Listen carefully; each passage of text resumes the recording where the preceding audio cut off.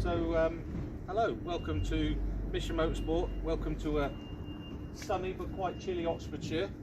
My name's Mark, I'm the operations manager, and I've got Aston with me today, who's our workshop manager.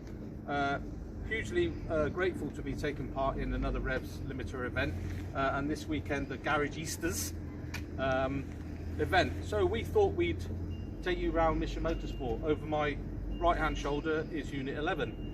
That's our race workshop, our recovery sport workshop, and the other building is Unit 17. That's our training wing, which we'll go into on our second video. So let's go and have a look inside Unit 11.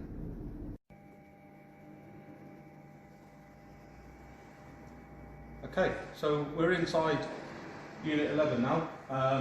Like I introduced him, Aston's going to take us through some of the unique and different vehicles we've got inside here. It's a working garage. It's a busy place. Obviously this year hasn't quite seen what we normally get up to. Behind both those doors are our Livery Bay, where in-house through our livery team we do basic sticker stuff, but also full vehicle wraps and all that kind of stuff. So Aston, should we start with the one we're stood next to? Just give us a quick... Yeah, so we've got a multitude of different vehicles. We're supported by a couple of the larger manufacturers, fortunately. One of those being Mazda UK, and we're fortunate enough to have an ex-works Mazda race car in our stable, which gets a lot of use. She's an old girl, she's only ever had race mileage, which there's quite a lot of, and it pretty much goes to every race of remembrance that we run. And in the past it's dropped in and out of various MX5 championships. Like I say, lots of miles on it. It's on a different livery now than it used to be, but it's actually a brilliant little car. They're absolutely fantastic bits of kit. Anyone that knows anything about them will attest to how good they actually are. This one's fitted with a long range fuel tank. It is actually a 24-hour endurance car, so it's got proper brakes on it. Tuning, exhaust, etc. Looking over to this side, you'll see one of our other larger vehicles that we've got, which is a Bowler Defender rally car. Was used in the Bowler Defender Challenge until that wrapped up, and we're fortunate to be having this on fleet due to Jaguar Land Rover. Unfortunately, we've had a bit of a mishap with the engine on it, and it's looking like it's pretty terminal. So if anyone's got a Puma engine kicking around in the back of the shed, if you could have a scratch around down there and dig us one out, then that would be awesome. More Mazdas. We've got our Mark 1 Mazda race car that used to run in BRSCC.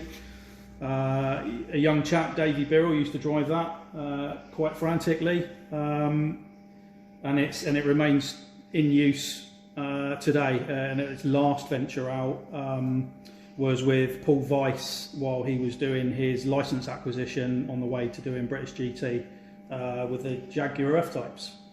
Next to it, you'll see a Citroen C1, the mighty shopping trolley. This is our endurance car that we use.